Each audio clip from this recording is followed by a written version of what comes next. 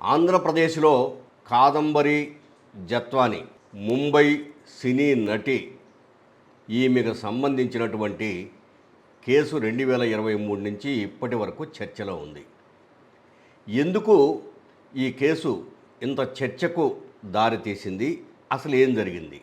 2023లో వైఎస్ఆర్సీపీ నాయకుడు కుక్కల విద్యాసాగర్ కాదంబరి జత్వాని తనను బ్లాక్మెయిల్ చేసి తన వద్ద కొంత డబ్బులు గుంజింది. అలాగే నాకు సంబంధించినటువంటి కొంత భూమికి తప్పుడు డాక్యుమెంట్లు సృష్టించి ఆ భూమిని అమ్మటానికి వేరే వాళ్ళ దగ్గర బేరం పెట్టింది. కాబట్టి నాకు న్యాయం చేయండి అని కాదంబరి జత్వాని మీద ఇబ్రహీంపట్నం పోలీస్ స్టేషన్లో, అంటే ఎన్టీఆర్ జిల్లా ఇబ్రహీంపట్నం పోలీస్ స్టేషన్లో కంప్లైంట్ చేశాడు. ఆయన చేసిన కంప్లైంట్ మేరకు ముంబై వెళ్ళి కాదంబరి జత్వాని, ఆమె తల్లి, వాళ్ళ నాన్న, తమ్ముడు వీళ్లను పోలీసులు తీసుకొచ్చి విచారించి కొద్ది రోజులు కస్టడీలో ఉంచారు. ఆ సందర్భంగా జత్వాని తాను చాలా ఇబ్బంది పడ్డాను అని చెప్పేసి చెప్పుకోవటానికి ప్రయత్నం చేస్తే మీడియాకు కానీ బయటికి కానీ తెలియకుండా పోలీసులు జాగ్రత్తలు తీసుకున్నారు. అందువల్ల నెల రోజుల పాటు నన్ను నిర్బంధించి ఇబ్బంది పెట్టారు అనేది ఆమె ఆరోపణ. అప్పట్లో కేసు నమోదైంది. ఆ తర్వాత 2024లో కూటమి ప్రభుత్వం రాగానే కాదంబరి జత్వాని వద్దకు కూటమి ప్రభుత్వం తరఫున కొంతమంది పోలీసులు వెళ్ళి ఆమెను స్వతహాగా విజయవాడకు తీసుకొచ్చారు. 23లో అసలేం జరిగింది, నీ మీద ఎందుకు కేసు నమోదైంది, వివరాలు చెప్పాలంటూ వాళ్ళు కోరారు. దాంతో ఆమె కుక్కల విద్యాసాగర్ మీద ఫిర్యాదు చేస్తూ దాంతోపాటు నన్ను 3 ఐపీఎస్ అధికారులు వేధించారు. వాళ్ళల్లో విజయవాడ, అంటే అప్పటి విజయవాడ పోలీస్ కమిషనర్ కాంతిరాణా టాటా, విశాల్ గున్ని, అదేవిధంగా పిఎస్ఆర్ ఆంజనేయులు, పి సీతారామాంజనేయులు వీళ్ళు ఉన్నారని చెప్పేసి వాళ్ళ మీద కూడా కంప్లైంట్ చేసింది.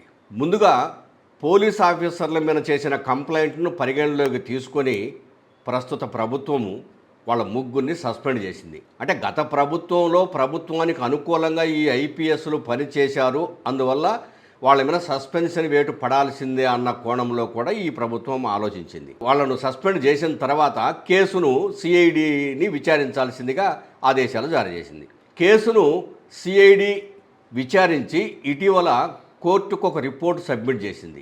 ఆ రిపోర్ట్లో కాదంబరి జత్వాని అప్పట్లో విద్యాసాగర్ను వేధించిన మాట వాస్తవము.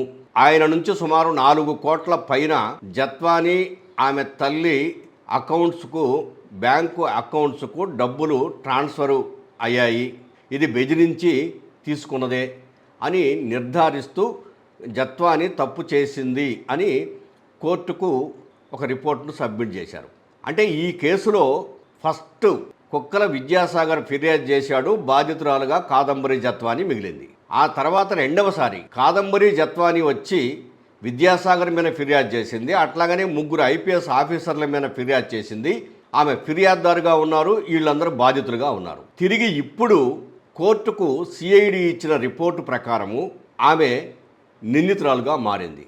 అంటే అసలు ఈ కేసులో పోలీసులు ఏ విధమైన దర్యాప్తు జరిపారు, నిష్పక్షపాతంగా ఎందుకు వ్యవహరించలేదు, పక్షపాత ధోరణితో పనిచేశారు అని A B Venkateswararao, retired DIG A B Venkateswararao వ్యాఖ్యానించడం విశేషం. అంటే పక్షపాతంతో అంటే ఆయన దృష్టిలో గత ప్రభుత్వంలో ఐపీఎస్ ఆఫీసర్లు ఆ ప్రభుత్వానికి అనుకూలంగా పనిచేసి కాదంబరి జత్వానీని తీసుకొచ్చి అకారణంగా హింసించారు, ఇబ్బంది పెట్టారు అనేది ఆయన దృష్టిలో ఉన్న, అంటే ఆయన చెప్పదలుచుకున్నటువంటి అంశం. కానీ మరి ఇప్పుడు మరి కాదంబరి జత్వాని తప్పు చేసింది అని చెప్పేసి కోర్టుకు నివేదిక ఇచ్చారు. మరి ఈ విషయంలో కూడా పోలీసులు పక్షపాతంతోనే వ్యవహరించారా, ఆమెను ఏమన్నా కావాలని ఇరికించారా, లేదు సాక్ష్యాలు ఆధారాలతో కలిపి కోర్టుకు నివేదిక ఇచ్చారా?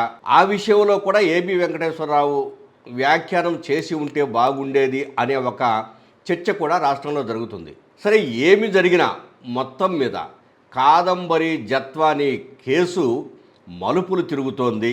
కోర్టు ఈ కేసులో కాదంబరి జత్వాని నిందితురాలని చెప్తుందా, లేదు విద్యాసాగరు తప్పు చేశాడని చెప్తుందా, లేదు వీళ్ళ ఇద్దరి మధ్య గతంలో ప్రేమ వ్యవహారం జరిగింది, ఆ ప్రేమ వ్యవహారము బెడవడంతో ఈ గొడవంతా సృష్టించబడింది అని ఏమన్నా పోలీసు విచారణలో తేలి ఉంటే దాని ప్రకారం ఏమన్నా ఆలోచన చేస్తుందా? అసలు ఈ కాదంబరి జత్వాని కేసును గత ప్రభుత్వం కానీ ప్రస్తుత ప్రభుత్వం కానీ ఇంత ప్రతిష్టాత్మకంగా తీసుకొని ఆమె ప్రత్యేకించి నాకు న్యాయం చేయండి అని చెప్పేసేసి న్యాయస్థానాలకు పోకపోయినా, లేదు పోలీస్ స్టేషన్ల చుట్టూ తిరగకపోయినా, ఆమె చుట్టూరే గత ప్రభుత్వం కానీ ప్రస్తుత ప్రభుత్వం కానీ పోలీసులంతా తిరిగి కేసులు నమోదు చేసి విచారించటము, వాడి తప్పు ఈడి తప్పు అని చెప్పేసేసి పోలీసు ఇన్వెస్టిగేషన్ అధికారుల ద్వారా చెప్పించడం అనేది ఈ ఆంధ్రప్రదేశ్లో ఇదొక ప్రత్యేకమైనటువంటి క్రిమినల్ కేసుగా విచారణ జరుగుతోంది. ఏమైందో ఈ కేసు ఎలాంటి మలుపులు తిరుగుతుందో చూద్దాం.